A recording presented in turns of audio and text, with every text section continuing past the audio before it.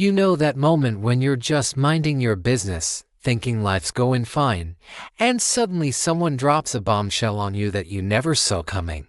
Before we continue, please subscribe to the channel and tell us where you are listening. Your support means everything. Yeah, that was my Monday morning. I'm just sitting there with my coffee trying to get a head start on the week when I get this letter from the HOA. The kind of letter that doesn't seem too bad at first, until you read it a second time. Then it hits you $80,000, and that's when I realized this wasn't just some harmless bureaucratic nonsense. They were about to try to take everything from me, and they weren't even going to ask nicely. Let me give you a little background. My name's Mike, and I live in a small, quiet neighborhood just outside of the city. It's the kind of place where everyone knows everyone, but not in a bad way. Sure, there's the usual drama: Karen down the street complaining about the leaf blower, or Mr. Thompson always organizing the neighborhood watch, even though no one ever asked for it. But for the most part, I like it here. It's peaceful, and honestly, the house is the closest thing I've got to a sanctuary. I've always tried to keep the place looking nice. You know, mow the lawn every week, paint the fence when it needs a touch-up, make sure the shrubs aren't overgrown. Typical suburban stuff. Never did I think my house would be the battleground for something much bigger. But they've always been a thorn in my side.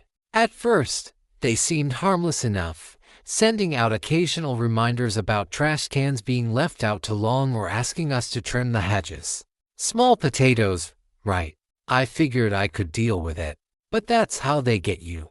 You let them in, and suddenly they start thinking they run the place. One morning, I get a letter in the mail. Now, we all get those annoying HOA letters: please remember to clean your driveway. We've noticed your fence needs painting. All that nonsense. But this one, it was different. Big, bold letters at the top read, "Final demand, payment required within 14 days. The first line said it all: pay $80,000 in outstanding fines and fees, or we will pursue legal action to seize your property. I blinked twice, just to make sure my eyes weren't playing tricks on me. $80,000? I had been fined maybe a few $100 in the past for things like a late lawn trimming or some minor violations that were, honestly, ridiculous to begin with. But this was something else. I grabbed the letter, reread it, and looked at the list of so-called violations they had tacked on. Some of it was truly laughable. Excessive weeds in front yard, minor damage to the front gate. Minor damage. My dog had jumped on the gate once, but I fixed that 2 years ago. And the weeds.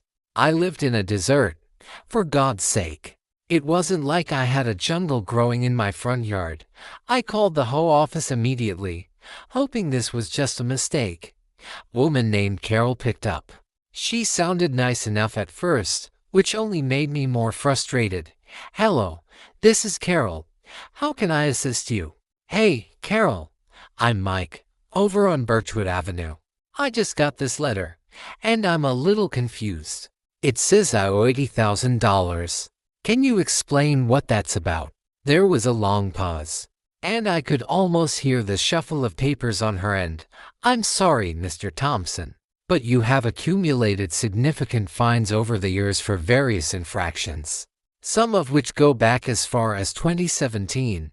The total balance now stands at $80,000. As per the HOA's policy, failure to pay results in legal action. There's no wiggle room." "Hold on, Carol," I said, my heart racing. $80,000? This is ridiculous. I've paid my dues. I've followed the rules. You can't seriously expect me to pay this. What violations are we even talking about?" "Well, sir, I don't have the full details in front of me, but you've accumulated fines for violations including property upkeep, paint chips on the fence, and several complaints from neighbors about your landscaping." Landscaping? I laughed, though it was bitter. Are we really talking about landscaping now? There's no way. I could feel my pulse quicken. Every word from Carol was like a slap in the face. I was being treated like a criminal over the smallest things I could easily fix, things that shouldn't have cost a dime. But the HOA wasn't hearing me. It felt like they were more interested in punishing me than solving any real issues. Sir, there's nothing I can do. You have 14 days to pay, or we'll take legal action. You don't want to get to that point. Trust me. I slammed the phone down. I was boiling. I'd had enough of this. I wasn't about to let some HOA bureaucrat walk all over me, demanding an insane amount of money for things that were barely even problems. I walked out onto my front porch and stared at my house, my property, my life. The feeling of helplessness hit me hard, but then it shifted. Something inside me snapped. I wasn't going to let this stand. Not this time. I walked to the garage, grabbed my shotgun from the wall, and loaded it. There was something about the cold weight of the gun in my hands that gave me a sense of control. I didn't even care if I had to take it to court.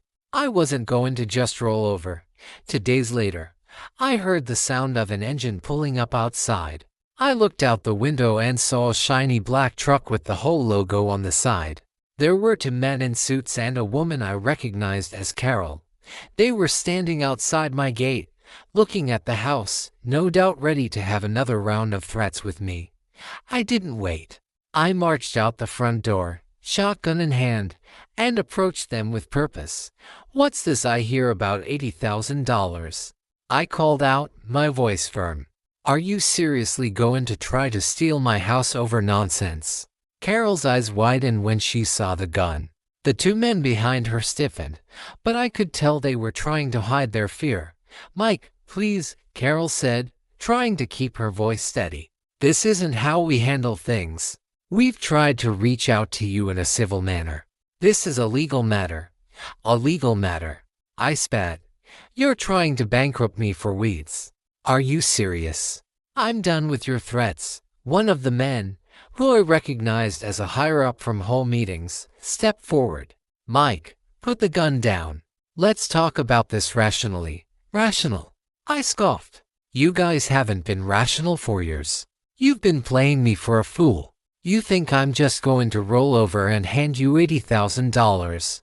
Not happening." For a moment, there was silence. Carol and the 2 men exchanged nervous glances. The standoff stretched on, the tension thick in the air. I was ready for whatever they'd throw at me. If it came to court, fine. If they wanted to escalate this, fine. But I wasn't giving in. And then, something unexpected happened. Carol, the same woman who'd been so sure of herself on the phone, stepped back and spoke in a quieter voice. "Mike, you're right. This isn't fair. I'll talk to the board. We can work something out. Maybe we've been too harsh." The 2 men looked at her like she'd lost her mind. But for the first time, I saw a crack in the facade. Maybe, just maybe, they knew they had gone too far. A few days later, I got another letter. It wasn't a demand. It was a proposal for mediation. They wanted to settle. I'm not saying I got exactly what I wanted, but we came to an agreement. They dropped the fines down to a fraction of the original amount, and I didn't lose my house. Thought it wasn't a total victory, but it was enough. I didn't let them push me around. And that, my friends, was the sweetest feeling. I walked away that day knowing one thing for sure: never let anyone, even an HOA, think they can bully you into submission. Stand your ground. Fight back, even if the odds seem stacked against you. You never know. Sometimes they'll cave when they least expect it. And as for the HOA, well, they haven't sent me a letter since. Guess they learned who they were dealing with.